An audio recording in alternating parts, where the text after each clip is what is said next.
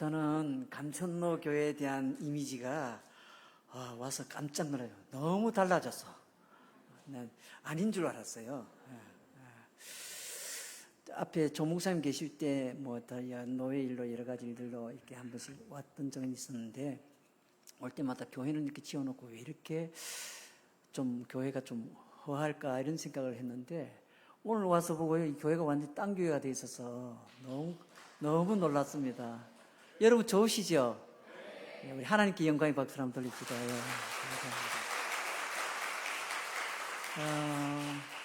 제가 우리 공 목사님 보니까 아주 그냥 열정이 있고 또 세련되고 감각이 있어요.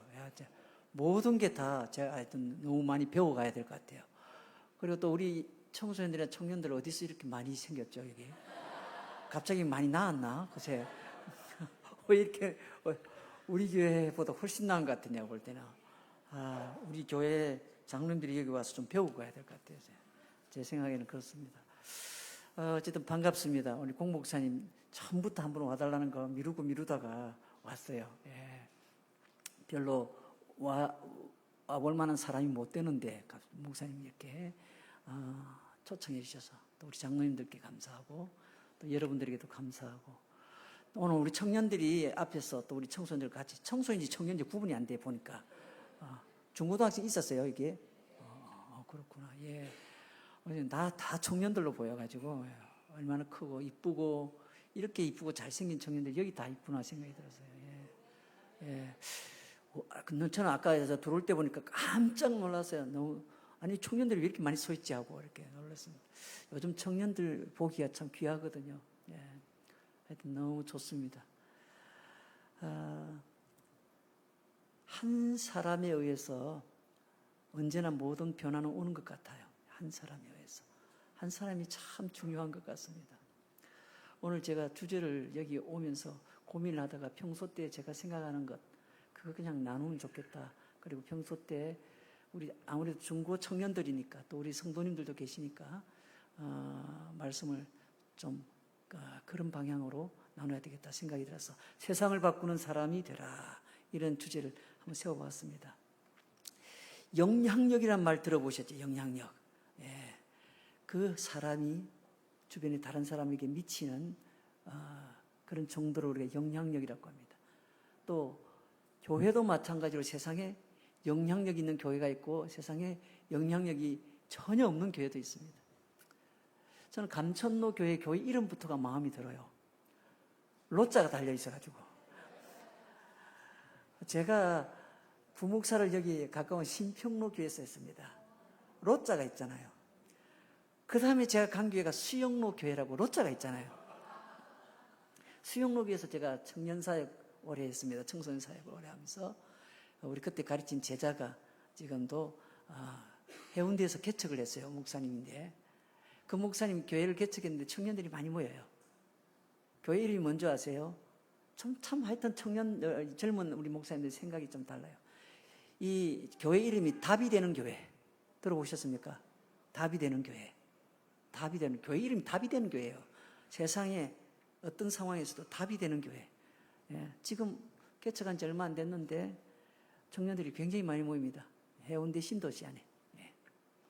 그래서 교회도 필요 없이 누가 이렇게 학원 같은 거 이렇게 좀 공간 빌려줘서 그거 가지고 시작을 했는데 최근에는 이제 도저히 그게 있을 수가 없어서 교회를 새로 짓습니다.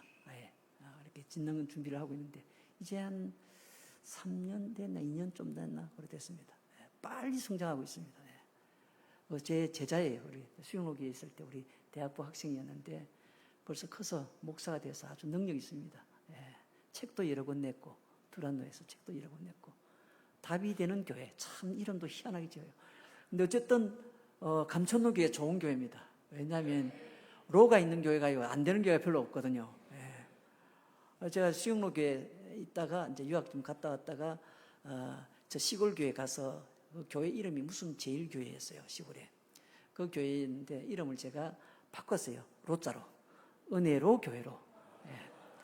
은혜로 교회를 제가 최초로 썼는데 나중에 보니까 몇 년 지나서 음궁에도 은혜로 교회 하나 생겼고 전국에 은혜로 교회가 10몇 개나 생겼어요. 최초로 선 사람은 저입니다. 그게 23년 전입니다. 예. 그러니까 제가 거기 가면서 이렇게 교회 이름을 바꿔버렸어요. 거기가 교회가 거의 이제 조금 있으면 100년이 다 돼가는 교회인데 그 교회 시골 교회. 그런데 교회 이름을 그렇게 바꿔서 지금 은혜로 교회로 그렇게 바꿨습니다. 로자가 들어가면 일이 됩니다. 길이 열리니까 일단은. 예. 감천로 교회 너무 좋아요. 감천이라는 동네도 제가 좋아합니다. 제가 어린 시절에 살았기 때문에. 예. 이 동네하고 거의 같죠? 이렇게 고개 언덕 위에 감천 마을 있잖아요. 감천 문화마을. 예, 그 동네에 제가 살았습니다. 예, 조그만. 집에 화장실도 없어서 공중변소로 다니고 그랬거든요, 어릴 때. 예.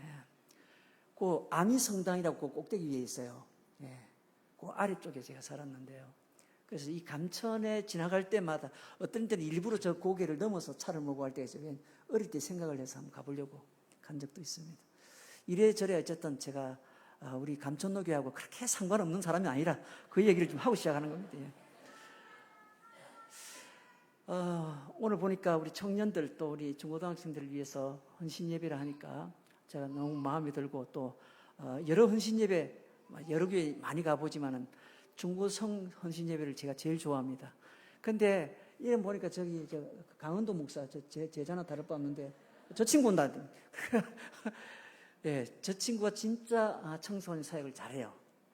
청년들에게 말씀을 잘 전하고 우리 아이들에게 말씀 잘 전합니다. 제가 청소년 선교 횃불이라는 단체가 있어요. 35년 전에 제가 만든 단체입니다. 그 단체를 통해서 수천 명, 수만 명 그동안에 거의 한 10만여 명 가까운 아이들에게 이렇게 캠프 또 집회를 통해서 그렇게 사역을 해와서 올해가 35주년입니다. 제가 그 89년 6월에 시작한 단체인데 그 단체에서 하는 사역에 우리 공목사님도 옛날에 참여했더라고요. 보니까 청년 시절에 학생 시절에 어쨌든 오랜 세월 동안에 우리 다음 세대에 대한 관심이 굉장히 많습니다. 제가 그래서 지금도 그 일을 하고 있습니다. 여러 분야에서 청소년 사역을 여기에 보니까 오늘 입구에서부터 보니까 나와서 찬양하는 거 보니까 이 교회 소망이 있어요. 왜냐하면 이 청년들, 이 청소년들이 결국은 이 교회의 미래가 되기 때문에 너무 중요한 겁니다. 지금은 AI 시대거든요. 이제는 4차 산업혁명 시대가 이미 돌입이 되었고 AI 시대가 되어서 앞으로 시대는 정말 여러분 우리가 상상하기 어려운 시대가 지금 되어가고 있는 겁니다. 예. 이제는 사실 뭐 언어의 장벽도 별로 없습니다. 제가 이렇게 지난 몇 달 전에 이제 여러 나라에 한번 나가서 어떤 박물관에 가든 뭘 볼 때마다 그 나라 예를 들면 캄보디아 말, 베트남 말 막 기록되어 있어도요. 이 구글로 갖다 대면요 한글로 자동으로 떠요. 다 읽을 수 있도록. 얼마나 편한지. 앞으로는 이제 이 상대방이 얘기하는 것을 바로 알아들을 수 있는 게 금세 귀에 꽂기만 해도 되는 그런 게 금방 나오고 지금 이미 뭐 다 되고 있으니까요. 우리가 상상하기 어려운 세상으로 지금 가고 있는 겁니다. 그런데 하나님의 나라, 하나님의 백성, 하나님의 자녀들이 세상에 사실 영향력을 미쳐야 되는데 세상이 우리보다 상상하기 어려울 정도로 변화가 되고 있지 않습니까? 그럼 우리 아이들은 어떻게 살아야 되죠? 우리 청소년들, 우리 청년들이 가야 할 방향이 어떻죠? 영향력이 있어야 되는데 과거에는요 교회가 지역사회에 영향을 굉장히 강하게 미쳤어요. 지금 지역사회 영향력이 별로 없어요. 교회가 알아주지도 않아요. 우스개 얘기를 하나 하면 전에 어느 교회가 교회 옆에 절이 있었대요. 이 절하고 교회가 늘 같이 붙어 있다 보니까 근데 교회는 새벽 기도를 하니까 매일 나와서 찬송 부르고 뜨겁게 기도하고 하니까 절에 스님들도 이렇게 목탁을 두드리면서 하잖아요. 그런데 누가 더 영향이 셌느냐면 교회가 더 세가지고 하도 시끄러우니까 대장 스님이 저 좀 교회 가서 좀 누가 항의할 사람이 있겠느냐고 좀 그러니까 어느 스님이 막내 스님이 그런 얘기를 한답니다. 할렐루야 아멘 제가 십자가를 지고 다녀오겠습니다. 스님이 그래 하도 많이 들어가지고 교회가 옛날에는 영향력이 컸어요. 제 어린 시절에는 우리 동네에 이 종을 치는 종소리 들리고 그 다음에는 또 차인별로 이렇게 음악이 나오더라고요. 새벽마다 음악이 나와.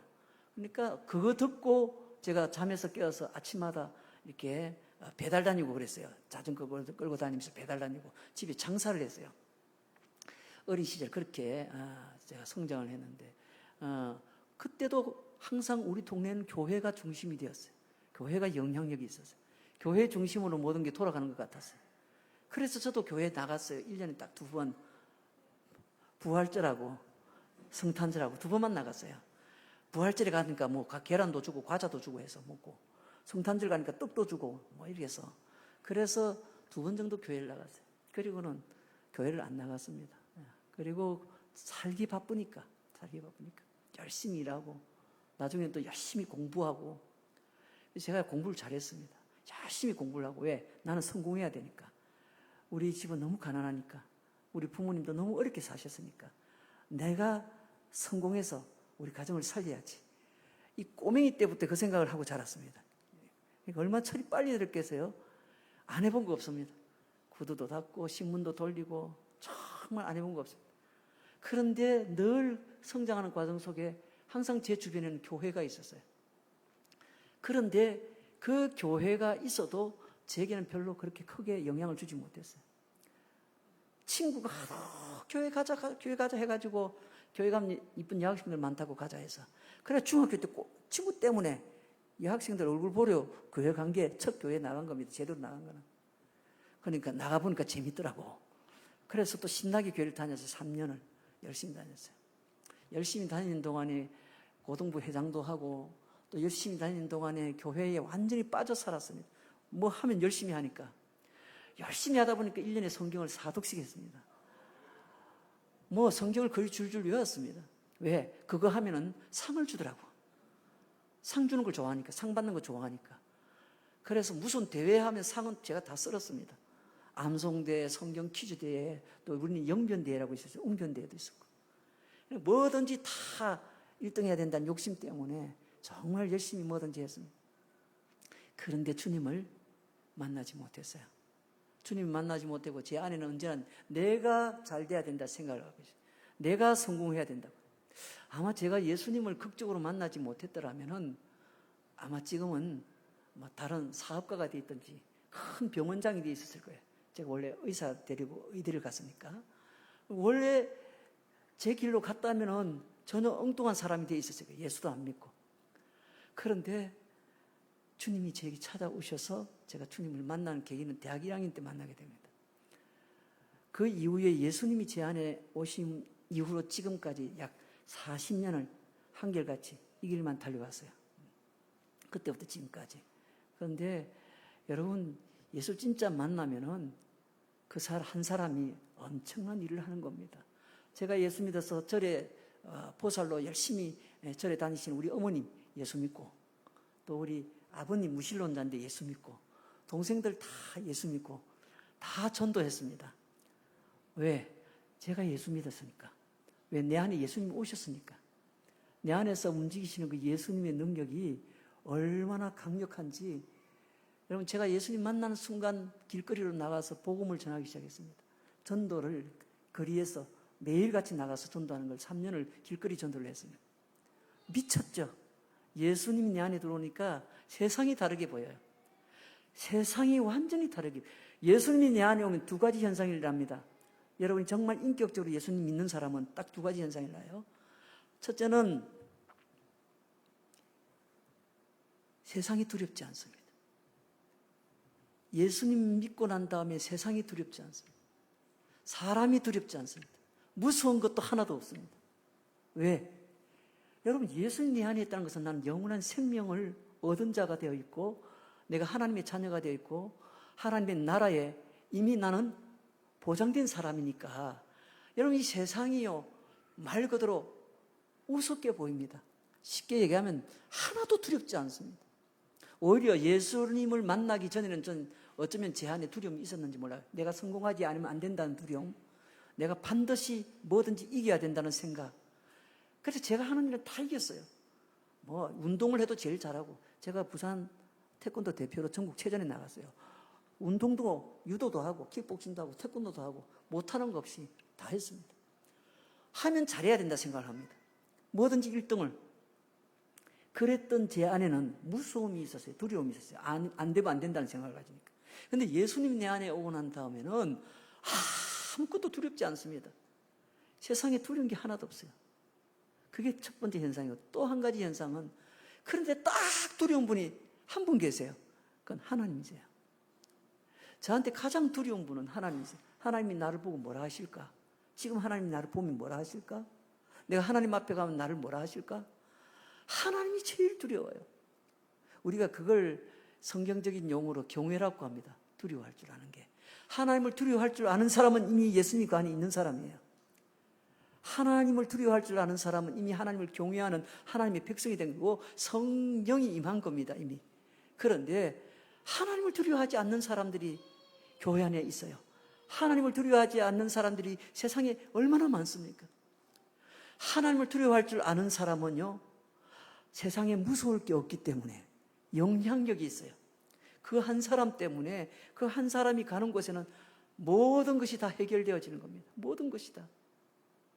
저는 제가 예수 믿고 지금까지 40년 동안에 뭐 체면 따지고 뭐 따지고 뭐 또 이런 거 외형적인 거 한 번도 본 적이 없어요. 저는 예수 믿고 난 다음에 지금까지 주님이 뭐라 하실까? 주님이 원하시는 삶을 살아야 되지. 저희 동기들은 저를 잘 압니다. 제가 신학대학원 동기들은 저를 잘 알아요. 저라는 사람을 잘 알아요. 왜? 저는 얼마든지 정말 수천 명, 수만 명의 교회에서 청빙이 와도 담임도 갈 수 있고 이런데 저는 담임을 하기 싫었어, 사실은. 왜냐하면 담임하고 싶은 사람 세상에 너무 많으니까, 그때 당시에. 신학생이 너무 많아가지고. 근데 나는 좀 그거 안 하고 좀 필요한 곳에 좀 섬기면 좋겠다 생각하고 사역을 시작했어요. 그러다 보니까 저 교회가 나갈 필요하면, 저곳이 나를 필요로 하면 그냥 달려가는 겁니다. 그냥 그렇게 살아왔습니다. 그렇게 하다 보니까 지금까지 40년을 정말 하루같이 살아와서 그런지 세월 가는 줄 몰랐습니다. 그러다 보니 어느덧 이제 제 아들도 이번에 또 결혼도 한다고 벌써 나이 35이 됐어요, 제 아이들이. 그래서 결혼 좀 일찍 하라고 이제 25살 때부터 자매 소개해 줬는데 10년 동안 정말 한 트럭을 소개해 줬는데도 안 되더라고요. 진짜 어려워요. 결혼하는 거 쉽지 않아요. 제가 우리 청년들 반드시 결혼하셔야 돼요.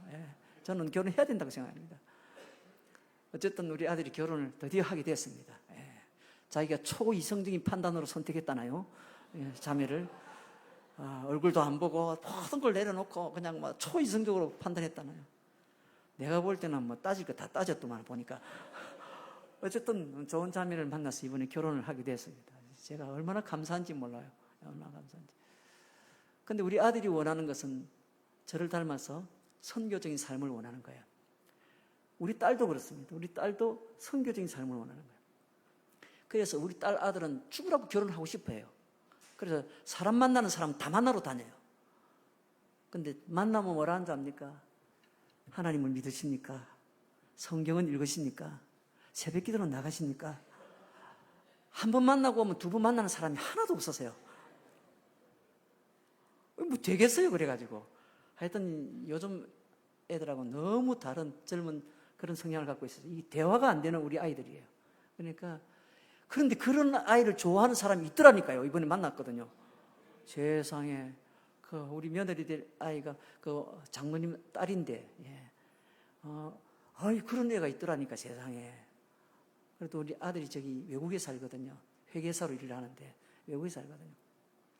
여기 있는 직업을 다 버리고 가야 돼. 그 자매는 이 중학교 영어 교사인데 내려놓고 그렇게 가야 되는데도 자기가 가겠대요, 무조건. 세상에 그런 희한한 아이도 있더라고요. 요즘 잘 그리 안 하거든요. 어쨌든 여러분, 하나님을 믿게 되면은 원하든 원치 않든 영향력이 있게 돼 있어요. 그 사람 때문에 주변에 영향을 받게 돼 있다는 거예요. 저는 제 마음에 확신이 있었어요. 하나님은 반드시 나를 잘 되게 하신다. 나 때문에 주변도 잘 되게 하신다. 그럼 따라서 합시다. 하나님은 반드시 나를 잘 되게 하신다. 아멘.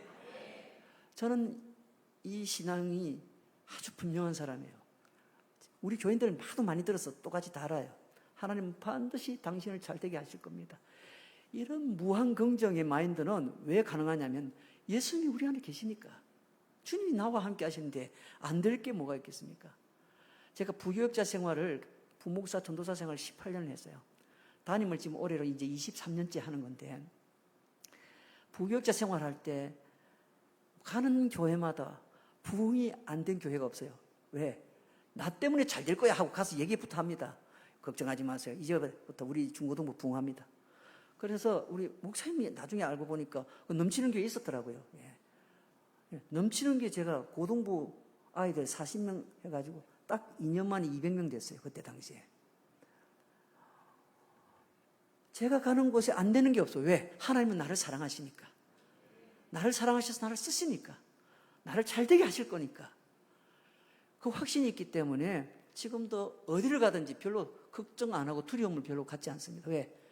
내가 왔으니까 걱정하지 마세요. 여러분 이제 잘 될 겁니다. 이렇게 생각하는 거예요. 그렇게 선포를 하니까 여러분 하나님도 내가 이렇게 얘기했는데 하나님이 안 도와주시면 하나님 체면이 말이 아닐 거 아닙니까? 하나님 믿고 얘기하고 다니는데 여러분 하나님이 하시면 되는 겁니다. 하나님이 하시면 가정이 사는 겁니다. 간증을 하려면 너무 많아서 간증을 다 못해요. 지금 저희 그 가난했고 또 아버님이 나중에 사업하다가 망하고 해서 정말 새빵살이 전세방에 사는 그런 삶에서 제가 예수님 만났어요. 지금은요 너무 잘 살아요. 하나님께서 작은 그 창고 같은 걸 가지고 시작한 그 회사를 축복하셔서 잘 되게 하시는데 놀랍습니다. 우리 가정이 예수 믿자마자 가정 예배를 했어요. 어머님 절에 안 가시고 아버님 예수 믿고 가족들 다 모여서 가정 예배 드리고 예수님 이름으로 선포하고 그러면 가는 데마다 잘 될 겁니다. 제가 그랬어요. 정말 잘 되는 거예요. 힘든 일이 왜 없었겠어요? 근데 힘들어도 걱정 안 하지 않아도 된대요. 왜?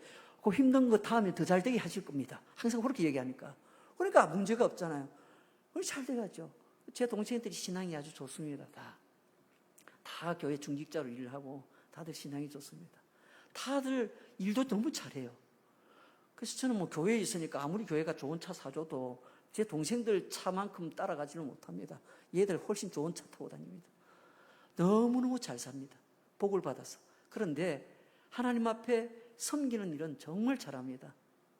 교회 부흥하러 부흥 강사로 오시면 대접 꼭 하고 우리 동생이 나가서 대접을 합니다. 왜? 주의 종을 잘 대접해야 된다는 것은 철저하게 제가 가르쳤기 때문에 지금도 늘 가정에 담임 목사님 오셔서 신방을 매년 받습니다. 그리고 온 가족이 같이 가정 예배를 드리고 교회에 있는 모든 교육자들 다 챙겨서 다 선물하고 그렇게 합니다. 왜? 하나님의 교회와 주의 종들을 잘 섬기는 자는 반드시 하나님 복을 주시리라. 제가 그렇게 가르쳤기 때문에 40년 전에 예수 믿길 때부터 그때부터 가르쳤기 때문에 어떻게 잘 안 되겠어요? 하나님이 어떻게 축복을 하지 않겠어요? 근데 이상한 거는 왜 예수 믿으면서 왜 그리 잘 안 되느냐는 거죠. 근데 잘 안 되는 건 아셔야 돼요. 잘 되게 하기 위해서 잘 안 되게 하는 거예요. 그걸 빨리 깨달으면 잘 될 텐데 그게 문제인 거예요. 여러분 꼭 기억하셔야 돼요. 성경의 말씀은 1.1획도 틀림이 없고 믿는 대로 되는 거예요. 반드시 되는 겁니다. 여러분 예수를 믿고 영향력 있고 세상을 바꾸는 사람이 되려면 여러분 길게 얘기를 하면 제가 또 4시까지 가야 되는데 몇 시고 어쨌든 저는 늦어도 35분까지는 끝내고 가야 됩니다. 무조건 가야 됩니다. 그래서 지금 우리 교회 강사가 와 기다리고 있었어요. 가야 됩니다. 여러분 세상을 바꾸기 위해서는 딱 제 3가지만 준비하면 됩니다. 첫째로는 여러분이 기도를 할 줄 알아야 됩니다. 근데 여러분 놀랍게도요 교회에서 기도를 잘 못하세요. 성도들이. 제가 시골 교회에 올라가서 첫 담임을 하러 갔거든요. 저는 이렇게 좀 자유롭게 사역하기를 원하는데 하도 일반 큰 교회에서 오라는 데는 가면 제가 묶이니까 가지를 못하고 저 시골 교회를 갔어요. 시골 교회 가서 교회 이름도 바꿨지만 가서 시골 교회 그 뭐 청년들이 6명인가 7명 처음에 있었는데 나중에 450명까지 올라갔어요. 청년들이. 근데 한 1000여 명 이상 부흥이 됐어요. 근데 가서 보니까 제일 큰 문제가 뭐냐면 교회가 기도가 없어. 우리 정필도 목사님이 제가 정 목사님 밑에서 그렇게 배웠으니까요. 정 목사님이 항상 가르치는 거 한 가지죠. 네가 기도하면 된다는 거예요. 그래서 제가 기도 시작했어요. 그리고 온 성도들에게 같이 기도합시다. 화요일마다 그 대구의 동산기도원에 화요일마다 올라갔어요. 나를 따라서 기도하러 올라갈 사람 따라오세요. 그래서 처음에는 한 서너 명 대대병 가다가 나중에는 20명, 30명, 나중에는 50명, 나중에는 100명 아예 버스로 그냥 태워서 그냥 올라갔어요. 매주 올라갔어요, 기도를. 그리고 매주 새벽기도 운동을 벌이기 시작했어요. 근데 신기한 거는 기도를 하니까 기도하기를 원하는 사람들이 찾아와요. 주변에 저 대구 동부교회 권사님도 찾아오고 누구도 찾아오고 막 여러 교회에서 찾아오는 거예요. 고맙게 우리 교인들이 기도 안 하니까 다른 데서 와서 기도를 해주네. 얼마나 좋아요. 이 기도가 차기 시작하니까 교회에 놀라운 역사가 일어나는 거예요. 여러분, 기도를 할 줄 알아야 영향력 있는 사람이 되는 겁니다. 청년 때 기도하는 사람은 여러분 반드시 잘 되게 되었습니다. 우리 딸이 왜 묻는 줄 아세요? 왜 당신은 새벽기도 하십니까? 왜 당신은 주일을 꼭 지키고 하나님 앞에 기도하십니까? 왜 그걸 묻느냐면 기도를 할 줄 아는 사람은 믿을 수 있다는 겁니다. 하나님을 바라보니까. 그래서 우리 딸도 최근에 하나 사귀었어요. 3살 연하를 사귀었더라고. 참 능력도 있어. 어쨌든 하나 사귀었어요.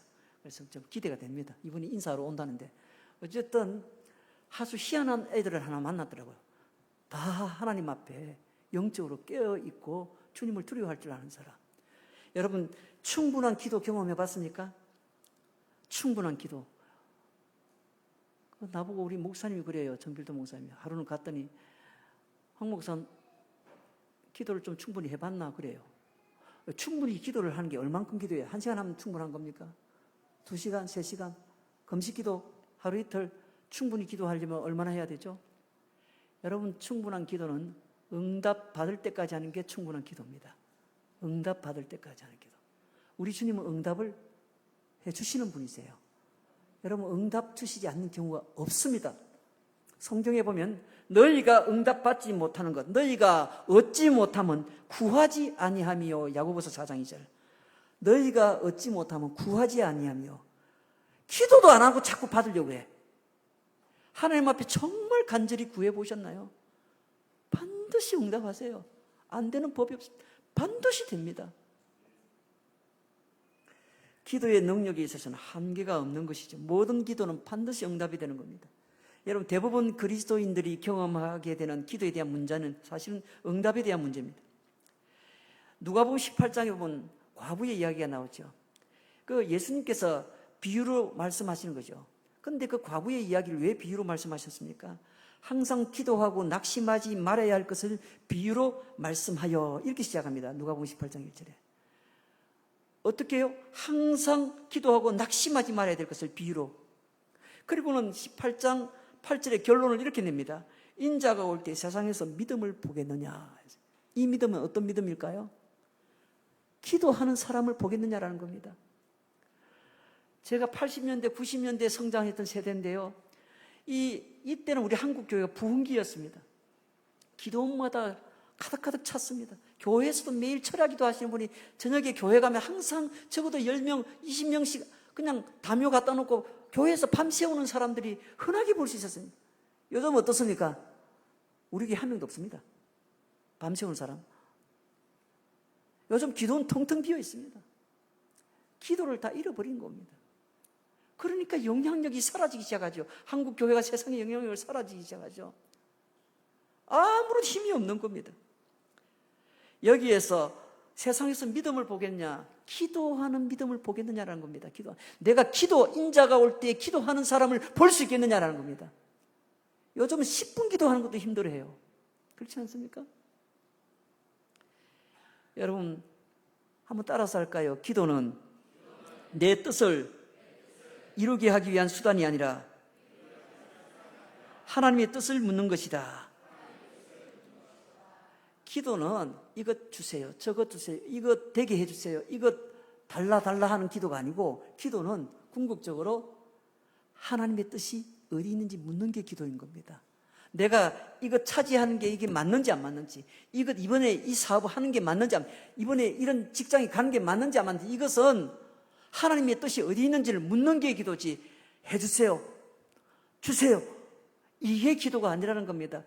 여러분, 기도가 뭔지를 알면 쉬워져요. 저는 매일같이 기도의 응답을 받고 살아가는 사람입니다. 너무너무 행복하죠. 그래서 저는 예수 믿고 정말 행복해요. 지금도 너무 행복하고. 안 되는 게 없으니까. 기도하면 주님 주시는데요. 너희가 받지 못하면 구하지 아니하면 했는데, 성경이 거짓말하지 않잖아요. 여러분, 성경 있는 대로 믿으면요, 안 되는 경우가 거의 없어요. 제가 간증을 할 수 있어요. 그리고 그런 사람을 수없이 봤어요. 두 번째는 말씀으로 무장하는 겁니다. 여러분, 누가 뭐래도 신앙은, 영향력 있는 신앙인이 되는 것은 그 본인이 하나님의 말씀으로 여러분 무장하지 않으면 절대 영향력을 미칠 수가 없습니다. 야고보서 1장 17절에 보면 온갖 좋은 은사와 온전한 선물이 다 위로부터 빛들의 아버지께로부터 내려온다 했습니다.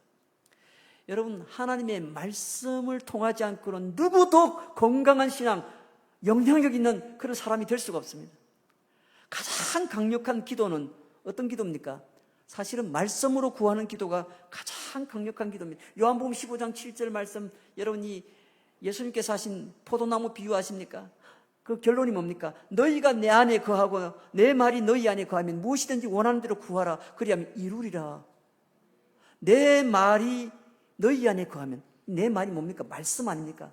말씀은 성경에서 씨앗이라고 했고, 씨앗이 곧 생명력이라고 했습니다. 말씀은 나에게 생명력이 되는 것이죠. 그래서 이 말씀이 내 안에서 씨앗으로 심겨지면 30배, 60배, 100배의 결실을 거둔다 했잖아요. 반드시 잘 되게 돼 있는 겁니다. 저는 예수 믿는 사람은 반드시 잘 되게 돼 있다고 생각을 해요. 왜? 여러분, 성경을 보세요. 잘 되지 않는 게 이상한 거예요, 이게. 놀라울 정도로. 우리 두 아들, 딸에게도, 우리 청년들이 있으니까요, 우리 두 아들, 딸에게도 늘 그렇게 가르쳤어요. 하나님의 말씀이 너 안에 있으면 그 말씀이 너로 하여금 열매 맺게 할 것이다. 그리고 너의 삶은 열매 맺는 삶을 살아야 된다. 주님 앞에 갔을 때는 주님이 원하시는 것은 너 뭐 하다 왔느냐, 무슨 직분이냐, 무슨 자리까지 올라간 이게 아니라 내가 가진 열매는 뭐냐, 이거 묻는 거죠. 우리 정필도 목사님 운명하시기 직전에 그렇게 유언으로 남긴 말이 이렇게 부탁을 했어요. 하나님 앞에 오기 전에 이 땅 위에서 열매를 많이 맺어서 반드시 하나님 앞에 오라고 그렇게 유언을 남겼어요. 가족들하고 교인들에게 열매 이야기만 하고 가셨어요. 여러분, 놀랍게도 예수님께서 열매를 보신다고 했습니다. 도대체 평생 살았는데 주님 앞에 드릴 열매가 없어요. 교회 아무리 오래 다니면 뭐합니까? 열매가 없는데. 그런데 열매를 어떻게 거둘 수 있는가? 말씀이 열매인 겁니다. 말씀이 그 안에 심어져야 싹이 트고, 그렇죠? 말씀이 열매를 맺는 거예요. 그러므로 말씀이 씨앗이고 씨앗은 생명력이고 생명력은 하나님의 자녀라는 증거가 되는 겁니다. 세상에 보내진 하나님의 자녀들은 바로 이 말씀의 씨앗을 세상에 뿌리는 것 아닙니까? 마태복음 13장에 씨 뿌리는 비유의 이야기와 그 설명들이 다 그 내용들 아닙니까? 여러분, 오늘 시편 147편 18절 한 절만 본문으로 읽었는데 그의 말씀을 보내사, 오늘 그렇게 나오죠. 세상에 누구를 보낸다고요? 말씀을 보낸다고 했어요. 그것들을 녹이시고 바람을 불게 하신 적 물이 흐르는도다. 여러분, 세상에 생명력을 그렇게 나타나게 만드는 것은 바로 말씀인 겁니다. 말씀이 열매 맺게 하는 겁니다. 말씀을 세상에 보낸다고 했습니다. 예수님께서 말씀이 되어서 이 땅에 오셨다고 해요. 요한복음 1장에 태초에 말씀이 계시니라, 그 말씀이 세상에 육신을 입고 오셨다고 했어요. 그렇잖아요. 그 말씀이 생명이고 그 말씀은 우리 안에 있을 때 우리가 세상에 영향력을 미칠 수 있는 겁니다. 그런데 놀랍게도 크리스천들이 말씀을 마음에 두려고 하지, 가까이 하려고 하지 않아요. 왜 신천지 같은 이단에게 자꾸 이렇게 힘없이 넘어지는 겁니까? 여러분, 그 사람들은요, 말씀을 가지고 움직이는데 그들은 잘못된 말씀을 가지고 움직이는 겁니다. 잘못된 해석을 가지고 움직이는 겁니다. 그런데 정작 진짜 말씀을 믿고 있는 크리스천들이 왜 그들보다 훨씬 더 강해야 되는 것 아닙니까? 더 영향력이 있어야 되는 것 아닙니까? 그만큼 우리는 말씀을 가까이 하지 않는다. 시편 73편 28절에 아삽이라는 성도가 고백한 것처럼 하나님이 가까이함이 내게 복이라 했습니다. 그것은 말씀을 가까이 하는 겁니다. 세상 사람들이 예수도 안 믿고 말씀도 믿지 않는데 잘 되는 것을 보니까 이 아삽이라는 성도가 속이 뒤집어져가지고 화가 나가지고 하나님, 세상에 이럴 수 있습니까? 저 인간들은 예수도 안 믿는데 하나님도 믿지 않고 하나님을 경외하지도 않는데 저렇게 잘 먹고 잘 살고 출세하고 성공하는데 나는 왜 예수 믿는데도 맨날 사는 게 이 모양 이 꼴입니까? 이렇게 하소연했더니 하나님께서 그 아삽이라는 성도의 눈을 열어서 그들의 마지막의 결말의 모습을 보여주는 겁니다. 그들의 모습을 보니까 마치 벼랑 끝에서 곧 슬쩍 바람만 불어도 떨어지어서 그 밑에 천길당 떨어진 밑에는 무서운 칼날이 기다리고 있는 거예요. 그러니까 죽기 직전에 있는 겁니다. 그들이 마치 세상에서 떵떵거리고 잘 되는 것처럼 보여도 결국에 마지막은, 그들의 마지막은 말 그대로 지옥길인 겁니다. 그 장면을 본 이 아삽이라는 성도가 하나님 앞에 회개합니다. 내가 어리석었습니다. 나는 짐승과 같습니다. 어떻게 내가 세상 사람을 부러워했는지 너무너무 어리석었습니다. 그렇게 고백하면서 하나님께 가까이 함이 내게 복이라. 하나님께 가까이 함이 내게 복이라. 하나님이 말씀을 가까이 하셔서 말씀으로 무장하셔서 영향력 있는 주의 백성들, 주의 청년들, 주의 우리 자녀들 되시기를 주의 이름으로 축원합니다. 마지막으로 비전으로 무장을 하셔야 됩니다. 꿈이 있어야 되겠죠. 여러분, 비전이 뭡니까? 저는 우리 교우들에게 지금도 늘 얘기합니다. 부산의 모든 영적 중심은 우리 교회. 말도 안 됩니다. 누가 그런 얘기를 해요. 부산의 모든 중심은 여기. 여러분, 부산 지도를 펴놓으면요, 부산 한복판이 어디냐면은 딱 우리 동네입니다. 지도를 펴놓고 딱 찍어보면 실제로 이 서면하고 우리 범일동하고 요 사이입니다. 딱 지도상 부산의 한복판이. 그런데 우리 동네는요, 사통팔달로 고속도로 다 연결되고 지하철 다 연결되고 부산 전역에, 제가 여기까지 오는데 한 6, 7분 걸렸더라고요. 부산 전역에 저기 명지 하단까지, 반대로 저 해운대까지, 저기 북구까지 30분 안에 못 가는 지역이 하나도 없습니다. 우리 동네에서는 30분 안에 다 갑니다. 전 부산 영역을. 그러니 딱 부산의 중심 아닙니까? 우리가 영적으로 깨어 살면 부산이 산다. 그렇게 기도하셔야 된다고 했습니다. 제가 볼 때는 이 감천로 교회가 살면요, 이 감천동 지역, 서구 지역뿐만 아니라 부산 지역에 가장 영향력 있는 그런 교회가 될 줄 믿습니다. 여러분, 자기 중심으로 보는 거예요. 저기는 우리 교회가 중심이고 여기는 이 감천로 교회가 중심이 되는 겁니다. 전에 제가 이게 시골에 가가지고 목회할 때 아이들이, 세상에 우리 청소년들이요, 비행기를 한 번도 안 타봤나 봐. 그때 당시 23년 전인데 비행기를 한 번도 안 타봤. 그래서 비전 트립이라 해가지고 제가 비행기 타고 서울 갔다가 그리고 내려올 때는 새마을로, 그때는 KTX가 없었으니까 새마을로 내려오느라고 비행기 타고 서울로 가라고 했더니, 아니 얘들이 비행기를 타면서 한 번도 안 타보는데 비행기 안에 들어가려고 보니까 카페트가 깔려 있어요. 그러니까 여기서부터는 신발을 벗어야 돼. 전부 다 신발 들고 타가지고, 그리고 내려올 때는 제가 KTX 새마을로 타고 내려왔죠. 이 아이들에게 제가 그렇게 가르쳤어요. 너희들이 꿈을 꾸는 대로, 너희들이 비전을 갖는 대로 하나님 채우실 거야. 너희가 열면 열수록 많이 채울 거야. 걱정하지 마. 얘들은 평생 꿈이 우리 교회 건너편에 있는, 가까이 있는 영남대학교라. 영남대학원을 제일 치운 거야. 진짜 공부 잘하면 경북대학 가는 게 최고라. 그러지 말고 꿈을 키워서 하버드 대학, 저 영국에 있는 대학들, 전 세계를 놓고 기도를 해. 내가 그랬어요. 뭐 그렇게 좁게 기도하지 말고. 정말 그렇게 기도를 했어요. 놀라운 일이 벌어집니다. 아이들 가운데 기가 막힙니다. 상당수가 서울에 있는 대학을 다 지나가고 유학도 가고 그런 일이 벌어지는 거예요. 여러분, 사람은요, 생각하는 만큼 살게 돼 있습니다. 자기 생각하는 넓이만큼 살게 돼 있다니까요. 좁게 생각하면 그 좁은 인생 사는 겁니다. 여러분, 감천로 교회를 감천의 한 모퉁이에 있는 교회로 만들지 마세요. 저는 우리 공용민 목사님, 이름이 공씨야. 또 공룡 같아, 이름이. 빨리 발음하면 공용민, 그죠? 공룡 아닙니까? 제가 볼 때는 큰 그릇을 가진 목사님 같아요. 그 그릇에 맞는, 어울리는 성도들이 되시길 바랍니다. 제일 좋은 것은 목사님 따라가면 돼. 그래서 전 가면 뭐든지 잘 된다고 믿는 사람이니까 저를 따라 흉내 내다 보니까 앞에 있는 그 시골 교회도 그렇게 1000명이 넘도록 금세 성장, 5년 만에 성장했어요. 그건. 얼마나 빨리 성장했는지 모릅니다. 왜? 전부 다 나하고 똑같은 기도를 하니까.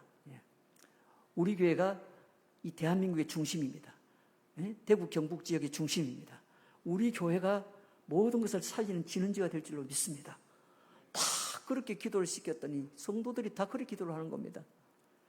지금 우리 교회가 그렇게 기도합니다. 성도들이. 제가 벌써 온 지 제법 됐거든요. 맨날 똑같은 기도를 그래 하니까 하나님, 우리 교회가 우리 부산의 중심입니다. 사람은요, 그 생각한 넓이인 만큼 기도하게 돼 있고 잘 살게 돼 있습니다. 여러분, 세상을 바꾸는 사람은 다른 사람, 주님이 찾으신 그 한 사람인데, 여러분, 예레미야 선지자가 그렇게 말씀 전했죠. 예레미야 5장 1절에 보면 한 사람을 찾아와라. 그래서 공의를 행하고 진리를 구하는 그 한 사람, 그 한 사람은 있어도 이 성을 내가 살려주겠다 했잖아요. 한 사람, 어디든지 지금 한 사람이 문제인 겁니다. 뭐 내가 아니라도 누가 하겠지. 끝난 겁니다. 그 공동체는. 나 때문에 내 가정이 잘 되고, 나 때문에 우리 교회가 잘 되고, 나 때문에 이 나라와 민족이 잘 되겠다, 그런 마음을 가져야 일이 되죠. 누구 때문에 안 된다, 누구 때문에 안 된다, 남 탓하지 말고 항상 내가 중심이 돼야 됩니다. 나 때문에 하나님께서 우리 가정을 축복하실 거야, 나 때문에 우리 중고등부 잘 될 거야, 항상 그런 비전을 가져야 돼요. 우리 청년회는, 우리 청년부는 나 때문에 잘 될 거야. 여러분, 항상 본인이 하나님이 쓰시는 그런 축복의 통로, 하나님이 쓰시는 그런 비전의 통로, 주의 백성들이 되시기를 주의 이름으로 축원합니다. 그래서 저는 성경에 나오는 여호사와 갈렙 같은 사람을 좋아합니다. 왜? 주변에 그 많은 사람들이 다 반대를 하지 않았습니까? 그러나 이들은 오직 어땠습니까? 올라가자, 취하자, 저들은 우리의 먹이라, 밥이라. 그러면서 그 초롱성 같은 여리고성, 그 엄청난 적들을 앞에 놓고도 눈 하나 까딱하지 않고 큰 소리 치잖아요. 뭐만 믿은 겁니까? 이 두 사람은 하나님의 말씀을 믿고 하나님이 주신 꿈, 비전을 지고 있는 사람이에요. 꿈 있는 사람, 비전 있는 사람이 있는 곳에 그 주변이 달라지는 겁니다. 그래서 그 시골 바닥에 제가 갔을 때 우리 동네 사람들이 교회를 너무 좋아하기 시작하는 겁니다. 왜냐하면 그 동네의 모든 시장터에 있는 모든 가게마다 제가 다니면서 다 인사하면서 그랬습니다. 우리 교회가 이 동네를 살려주겠습니다. 그래서 큰 소리 쳤어요. 그런 바람에 실제로 우리 동네가 달라지기 시작하는 거예요. 시장터가 새로 바뀌기 시작하고요, 담벼락이 다 허물어지면서 화단으로 다 만들기 시작하고요. 그때 20년 전 일입니다. 그러면서요, 동네 사람들이 다 교회를 좋아하기 시작하는 거예요. 그래서 제가 경북도에서 주는 모범 시민상을 탔어요. 선정이 돼가지고. 여러분, 영향력이라는 것은 그 한 사람으로 시작이 되는 겁니다. 제가 볼 때는 공목사님 오셨으니까 이렇게 저는 달라졌다고 생각합니다. 하나님이 하셨습니다. 여러분이 또 함께 동역해서 이루어놓은 일이라 생각합니다. 그러나 여러분, 항상 모든 일의 시작은 한 사람으로부터 시작이 되는 겁니다. 그 사람이 있으면 영향력을 미칩니다. 세상을 바꾸는 겁니다. 교회도 바꾸고 모든 것을 다 바꾸는 겁니다. 오늘 세상을 바꾸는 그런 주의 자녀들, 주의 청년들, 주의 성도들, 우리 감천로 교회 되기를 주의 이름으로 축원합니다. 우리 한번 기도하겠습니다. 우리 합심해서 통성으로 기도합니다. 하나님,